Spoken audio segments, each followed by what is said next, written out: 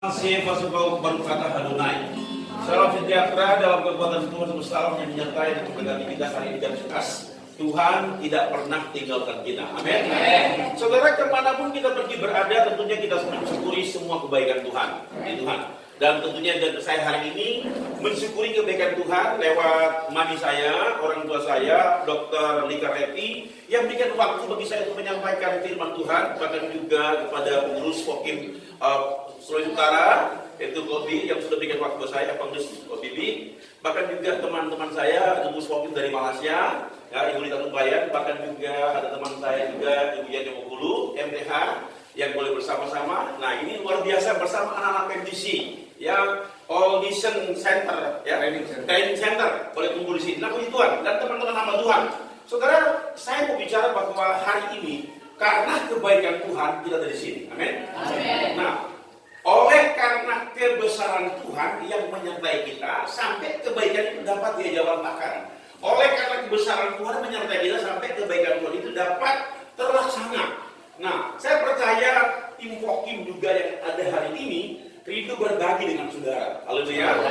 Karena mereka merasakan kebaikan Tuhan, mereka merasakan anugerah Tuhan, merasakan pertolongan Tuhan, mujizat dari Tuhan, dan Tuhan itu heran, ajaib, luar biasa yang menyertai tim Fokim ini, ya.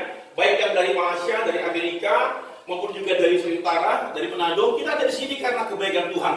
Nah, saya mau katakan kepada kita, petikan firman Tuhan selalu diingatkan kepada kita lewat kitab Filipi pasal 45. Hendaklah kebaikan hatimu diketahui semua orang, Tuhan sudah dekat. Nah, dan terkait dalam Tuhan, kalau kita diberikan kesempatan untuk boleh menikmati kebaikan Tuhan, dalam penegasan masa eskatologi, Tuhan sudah dekat.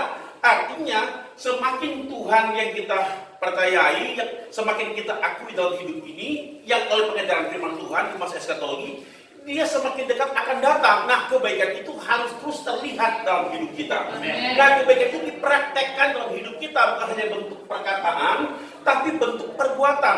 Tidak cukup dengan nilai etik moral, tapi ada aktualisasinya. Aktualisasinya adalah perbuatan yang dapat diterapkan di tengah-tengah kehidupan kita sebagai hamba-hamba Tuhan, sebagai pekerja Kristus. Nah, saya percaya misi yang kita kerjakan di bawah kolom langit ini adalah misi kebaikan yang Tuhan taruh di hati kita masing-masing. Kita punya jiwa misi untuk memenangkan orang-orang sekitar kita. Tapi apa artinya kita punya jiwa misi tanpa dengan kebaikan? Nah, kalau kita punya jiwa misi, kita tambah dengan kebaikan.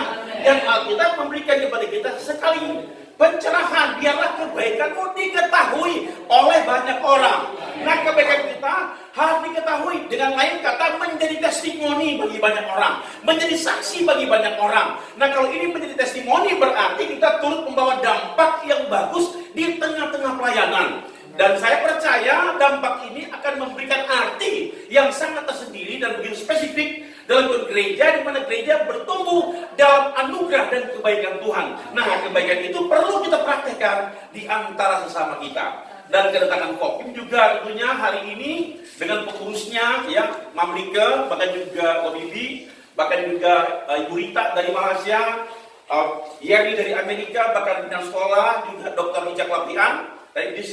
Boleh PMTC ada di sini, ini karena kebaikan Tuhan dan mereka akan berbagi untuk kita semua. Haleluya.